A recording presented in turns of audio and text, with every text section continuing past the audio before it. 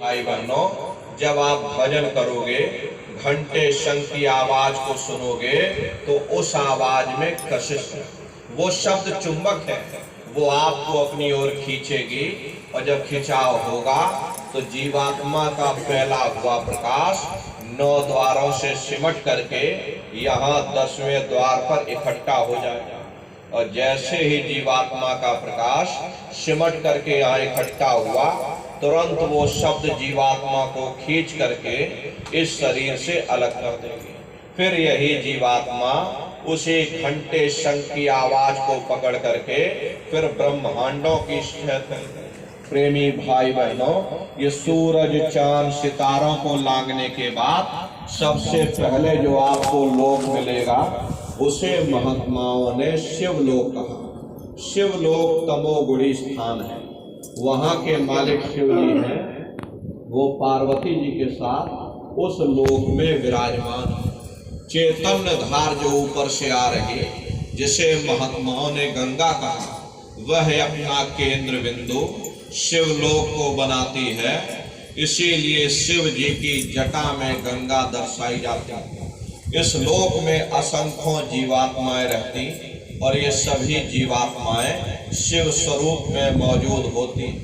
जब आप भजन करोगे, घंटे शंख की आवाज को पकड़ लोगे और सूरज चांद सितारों को लांघ करके, और जब आप शिवलोक में पहुंचोगे और शिव जी का जब प्रत्यक्ष दर्शन करोगे तो आपका स्वरूप भी शिव के समान यानी कि शिव स्वरूप हो जाएगा।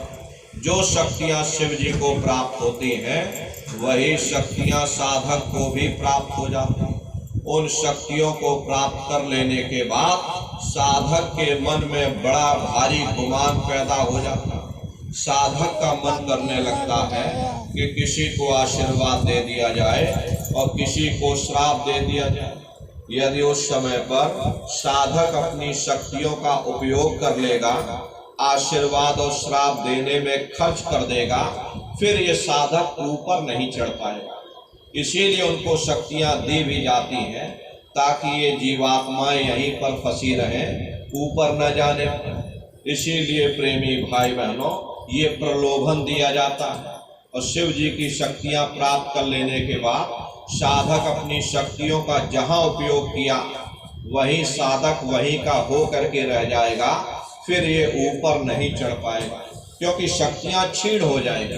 जो शक्तियां उसको एक बार मिलती हैं, उन शक्तियों के यदि उपयोग कर लिया, आशीर्वाद और श्राप देने में खर्च कर दिया, फिर शक्तियां ऊपर नहीं जा पाएंगी, वो ताकत खत्म हो जाएगी, फिर आप ऊपर नहीं जा पाओगे। इसीलिए गुरु साथ में रहते हैं, गुरु साधक की शक्तियों का दुरुपयोग नहीं होने देते। तो शिव जी का दर्शन करने के बाद में फिर घंटे शंख की आवाज को पकड़कर फिर आप ऊपर की ओर चढ़ोगे। उसी के ऊपर आपको ब्रह्मा जी का लोक मिले। ब्रह्मा जी का लोक वो रजोगुणी स्थान है, वहां के मालिक ब्रह्मा जी, वो गायत्री सावित्री और सरस्वती के साथ उस लोक में विराजमान। वहां पर वेद ध्वनियां सदा उस लोक में उच्चारण होती रहे। और ब्रह्मा जी का दर्शन करने के बाद फिर घंटे शंख की आवाज को पकड़ करके फिर आप ऊपर की ओर चढ़ोगे तो उसी के ऊपर आपको विष्णु लोक मिलेगा। विष्णु लोक सतोगुणी स्थान है, वहां के मालिक विष्णु जी हैं। उनका बड़ा मनमोहक स्वरूप है। उनकी 4 भुजाएं हैं और चारों भुजाओं में शंख, गदा, पद्म और चक्र सुशोभित। और आप क्षीर सागर में लक्ष्मी जी के साथ विराजमान। ये तीनों देवता ब्रह्मा विष्णु महादेव अपने अपने लोक में बैठ करके राज कर रहे हैं।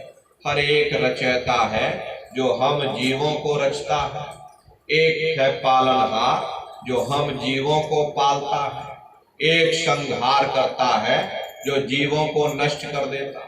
इनकी जो माता है वो आद्या महाशक्ति है। ब्रह्मा विष्णु महादेव लोक के ऊपर वो आद्या महाशक्ति का लोक आता है।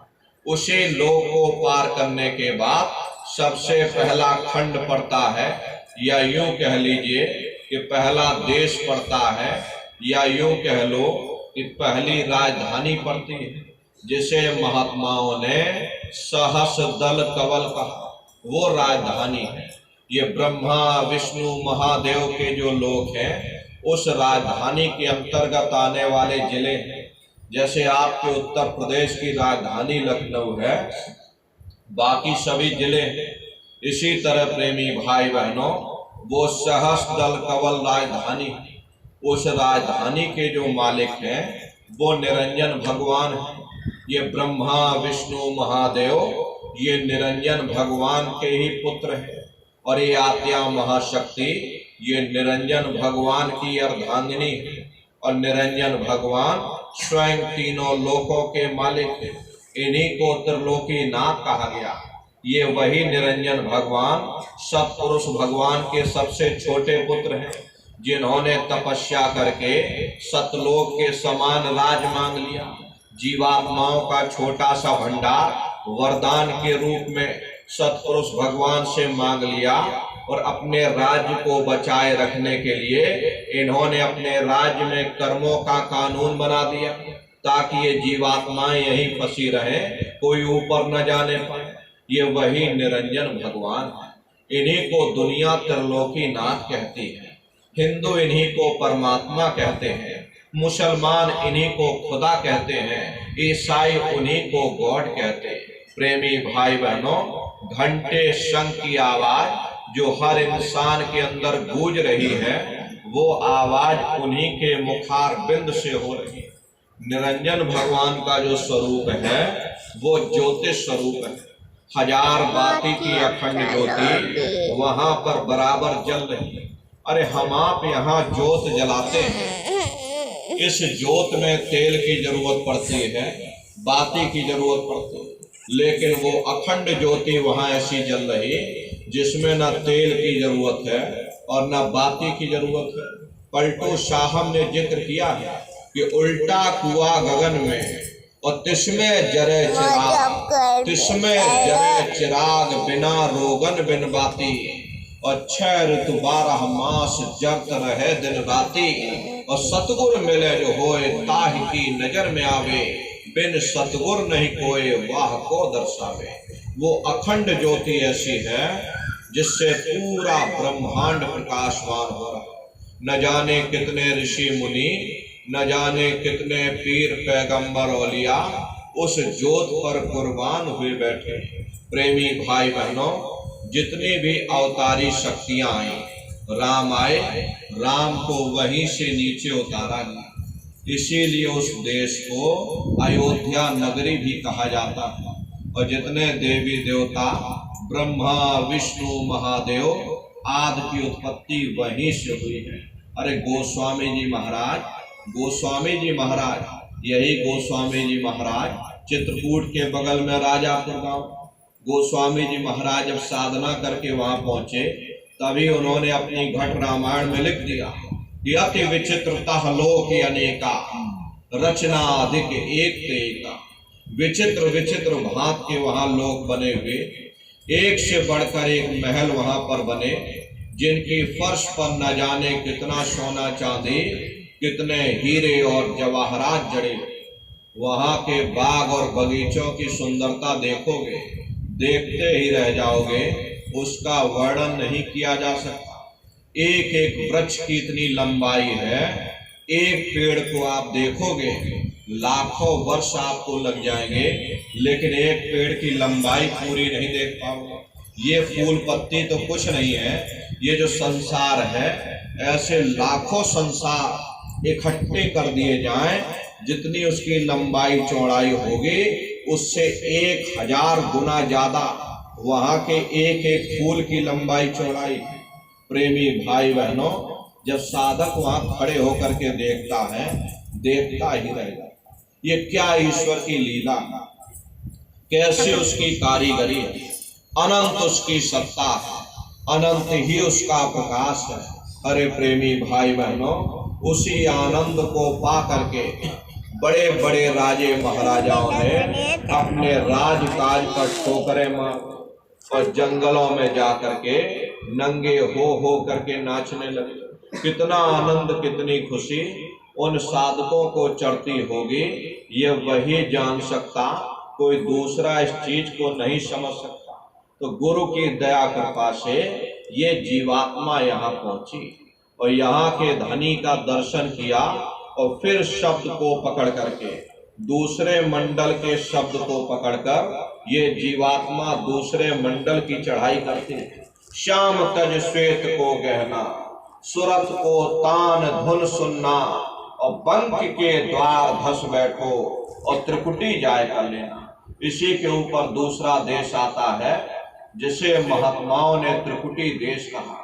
लेकिन प्रेमी भाई बहनों, सहस्रदल कवल और त्रिकुटी धाम के बीच में एक रास्ता जाता है जिसे महात्माओं ने बंक नाल का रास्ता कहा। बंक कहते हैं टेढ़े मेढ़े को और नाल कहते हैं रास्ते को। ये बड़ा टेढ़ा मेढ़ा रास्ता गया। ये पहले सीधे जाएगा, फिर नीचे जाएगा और फिर ऊपर जाएगा। उसी को पार करने के बाद में बहुत विशाल मैदान दिखाई पड़ेगा जिसे महात्माओं ने श्याम का मैदान कहा। श्याम तज श्वेत को गहना, उसी के आगे श्वेत का रास्ता जाता है। लेकिन उस रास्ते को पार करने के लिए साधक के अंदर विरह पैदा जब तक नहीं होगी, अंदर में तड़प पैदा नहीं होगी, त्रिकुटी के मालिक का दर्शन करने के लिए अंदर में इच्छा पैदा नहीं होगी, तब तक ये जीवात्मा बंक नाल के रास्ते को पार नहीं कर सकती। ऐसी दशा में साधक के अंदर बड़ी भारी विरह पैदा होती है। साधक का मन करता है कि कब त्रिकुटी के स्वामी का हमको दर्शन हो जाए। खाना पीना बोलना उठना, ये दुनिया में किसी का मन नहीं लगता। प्रिय भाई बहनों, मीराबाई ने साधना की और मीराबाई लिख करके चली गई, मैं मिल जाए पाए पीऊ अपना, तब मेरी पीर बुझानी, मीरा सुरत शब्द सहलानी। अरे हस हस कंठ न पाइया और जिन पाइया तिन रोए। जिन्होंने भी उस मालिक को पाया, रो रो करके पाया, किसी ने हंसकर नहीं पाया। अरे यही दशा हमारी आपकी भी होनी चाहिए। जब भी घाट पर बैठो, दो आंसू अपने मालिक के लिए गिराओ। अरे किसी को दिखाने की जरूरत नहीं है, वो मालिक सब कुछ देख रहा कि कौन बच्चा मेरे लिए रो रहा, कौन बच्चा मेरे लिए तड़प रहा। जब सच्ची आत्म तड़प पैदा होगी तो वह मालिक बर्दाश्त नहीं कर सके। लेकिन जब तक ये बनावटी तड़प है, जब तक ये दिखावा है, तब तक वो कुछ नहीं करता। ऊपर बैठ करके सिर्फ देखता रहता है कि ठीक है बच्चा माया के मसाले में खेल रहा, इसे स्वाद मिल जाता ये हंसने लगता, नहीं मिलता ये रोने लगता। इसे मेरे दर्शन की कोई चाह नहीं, इसे तो दुनिया के साजो सामान की चाह। वो ऊपर बैठ करके सब कुछ देखता रहता। लेकिन जब गुरु मिल जाते हैं, दया करके घाट पर बैठा देते, और जब साधक रोने लगता है तो वह मालिक दया कर देता। तो प्रेमी भाई बहनों, साधक के अंदर विरह पैदा हुई, उसी विरह के सहारे ये जीवात्मा बंक नाल के रास्ते को पार करते हुए और दूसरे मंडल पर यानी कि त्रिकुटी धाम में पहुंच गए। और त्रिकुटी धाम के जो मालिक हैं वो ब्रह्म हैं। वहीं से मन और माया की उत्पत्ति हुई है। वहीं से तीन गुण, रजोगुण तमोगुण सतोगुण, तीनों गुणों की उत्पत्ति वहीं से हुई। ये जो आपके वेद हैं, वेदों को सारी दुनिया पढ़ती है, वेदों की भी उत्पत्ति उसी स्थान से हुई है।